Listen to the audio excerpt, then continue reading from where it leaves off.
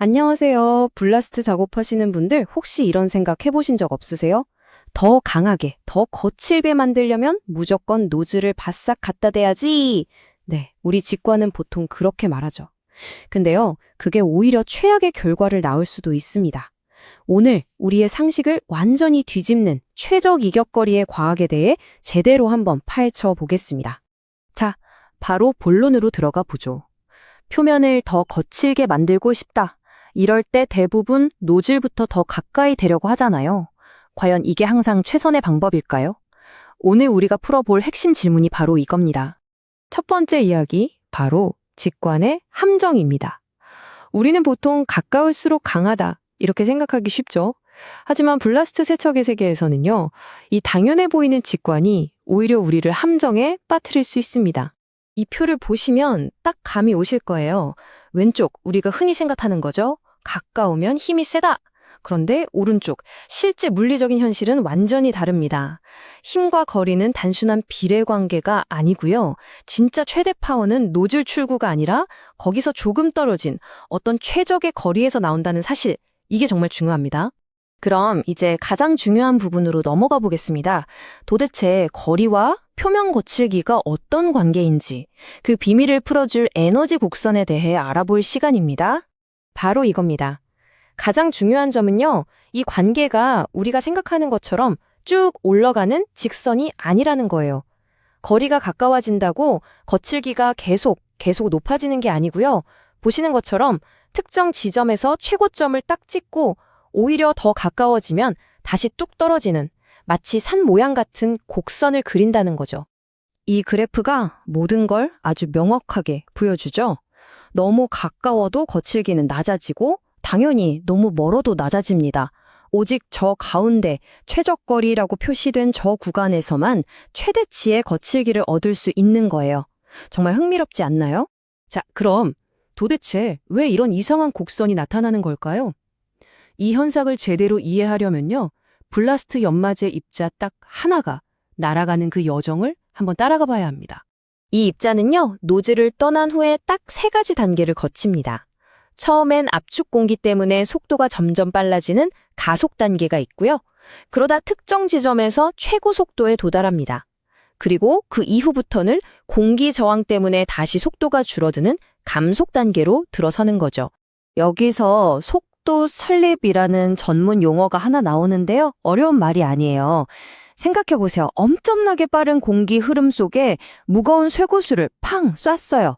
그럼 이 쇠구슬이 바로 공기랑 똑같은 속도로 날아갈까요? 아니죠. 무게 때문에 공기 속도를 따라잡는 데 시간이 좀 걸리겠죠? 바로 그 상태가 속도 슬립입니다. 그래서 노즐 바로 앞에서는 입자 속도가 아직 최대가 아닌 거예요. 자, 이제 이 입자의 속도 변화가 어떻게 최종 결과물인 표면 거칠기로 연결되는지 알아보겠습니다. 여기에는 2가지 핵심 열쇠가 있습니다. 바로 에너지와 간섭입니다. 이 간단한 물리 공식이 모든 걸 설명해 줍니다. 타격 에너지 E는 속도 V의 제곱에 비례합니다. 이 제곱이라는 게 진짜 핵심이에요. 속도가 2배가 되면 에너지는 4배가 되고요. 속도가 3배가 되면 에너지는 무려 9배가 되는 거죠. 그러니까 속도가 조금만 올라도 타격력은 어마어마하게 강해지는 겁니다. 따라서 입자가 최고 속도에 도달하는 바로 그 지점, 거기서 타격 에너지가 폭발하면서 최대 거칠기가 만들어지는 거죠. 여기서 이런 질문이 생길 수 있어요. 오케이, 최고 속도가 중요한 건 알겠다. 근데 그럼 속도가 아직 낮은 노즐 바로 앞에서 작업하는 건 그냥 약하게 때리는 거 아니냐? 왜 그게 비효율적이냐? 바로 여기에 2번째 비밀이 숨어 있습니다. 그건 바로 입자 간섭 효과 때문입니다. 거리가 너무 가까우면요, 표면을 때리고 튕겨나온 입자들이 뒤따라오던 입자들의 길을 막아버려요. 마치 고속도로에서 연쇄 추돌 사고가 나서 길이 꽉 막히는 거랑 똑같은 원리죠. 하지만 최적의 거리에서는 이 간섭이 거의 없어서 모든 입자가 방해받지 않고 깔끔하게 표면을 타격할 수 있게 되는 겁니다. 자, 이제 시야를 조금 더 넓혀볼게요. 이 최적거리라는 게 늘 똑같은 고정된 값이 아니거든요. 다른 중요한 변수와 함께 계속 움직입니다. 맞습니다. 핵심은 거리 그 자체가 아니라 공기 압력과 이격거리의 상호작용입니다. 예를 들어서 공기 압력을 확 높이면 입자가 더 빨리 최고 속도에 도달하겠죠? 그럼 최적거리도 더 짧아지는 겁니다. 반대로 압력이 낮으면 최적거리는 더 멀어지고요. 이 두 가지를 함께 조절해야 진짜 최적의 조건을 찾을 수 있는 거죠. 그리고 또 한 가지, 우리가 작업하는 대상의 재질도 정말 중요해요. 보통 단단한 재료일수록 이 최적 거리 구간이 좀 더 넓게 나타나는 경향이 있고요. 알루미늄처럼 무른 재료는 거리 변화에 덜 민감할 수도 있습니다. 결국 현장 상황에 맞게 계속 조절해야 한다는 뜻이죠.